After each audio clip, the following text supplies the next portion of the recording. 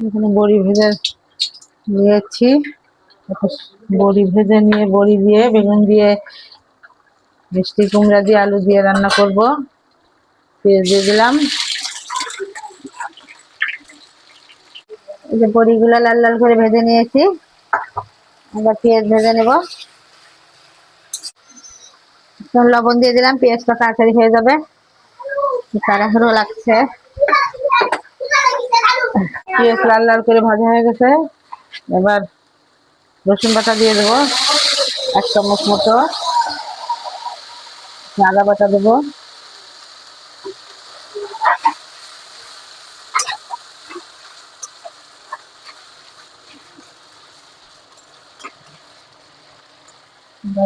কষানো হয়ে গেছে, একটু কষাই নিয়ে তারপরে হলুদের গুঁড়া দিব, 1 চামচ হলুদের গুঁড়া,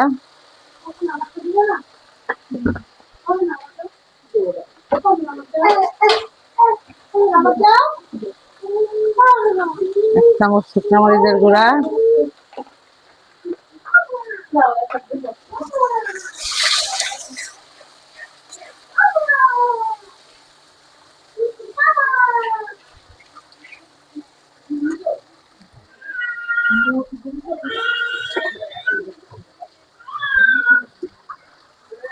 একটু পানি দিয়ে দিলাম,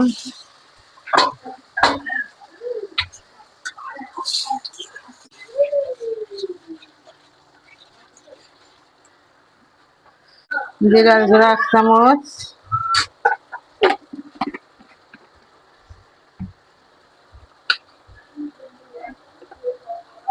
ধনিয়ার গুঁড়া 1 চামচ। এবার ভালো করে মশলাটা কষাই নিব।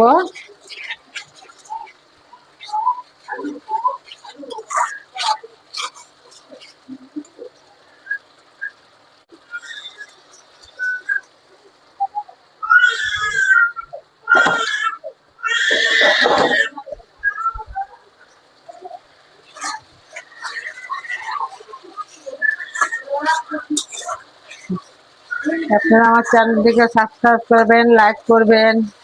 এইভাবে মশলা কষাই নিয়ে তারপরে এই যে কুমড়া, আলু, বেগুন এগুলো দিয়ে দেব।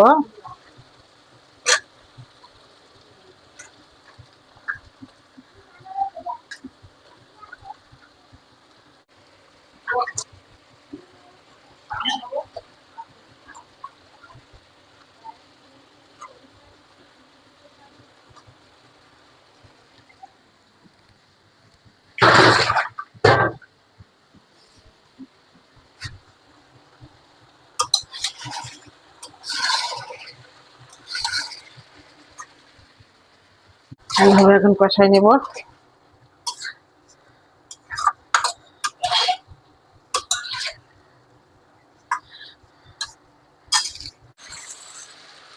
এইভাবে কষাই নিয়েছি, তেল উঠে গেছে উপরে, মশলা কষাই, সবজি কষায় এবারে বড়িগুলো দিয়ে দেবো, ভেজে রেখেছিলাম।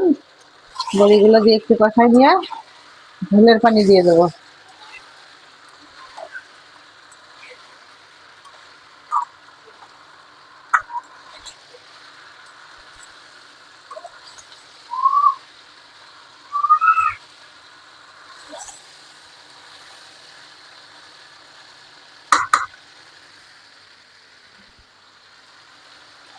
ঝোলের পানি দিয়ে দিচ্ছি।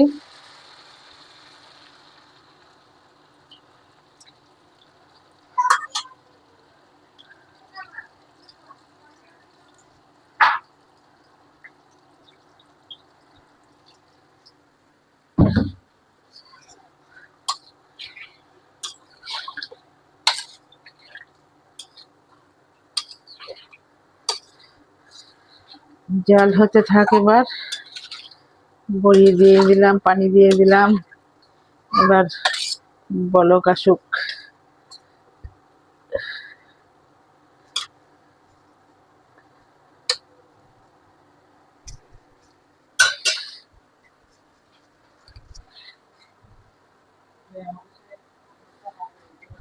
আজকে শুকনা মরিচ দিয়ে রান্না করতেছি। কাঁচা মরিচ দিব না, তরকারি এখনই লাল হয়ে গেছে শুকনো মরিচে।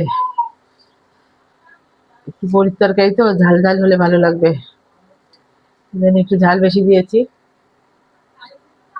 বাচ্চারা অবশ্য খেতে পারবে না আজকে, ঝাল বেশি হয়ে গেছে। অবশ্য এত ঝাল দিই না আমি, আমার নিজেরও ঝাল লাগবে। কি করবো, আগের থেকে মেপে নিনি, তাড়াহুড়ো করে চামচ ভরে ভরে দিয়েছি তো বেশি হয়ে গেছে। যাক, কি আর করা।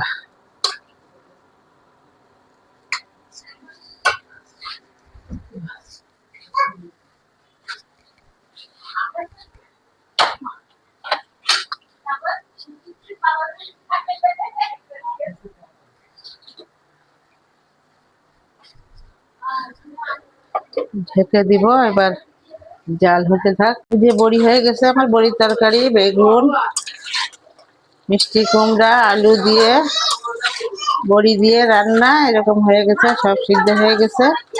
এটা রান্না শেষ করে দেবো। আজ তবে আসি, লাইক করবেন, শেয়ার করবেন, সাবস্ক্রাইব করবেন, এটা আপনাদের কাছে আমার অনুরোধ। আসি, আসসালামু আলাইকুম।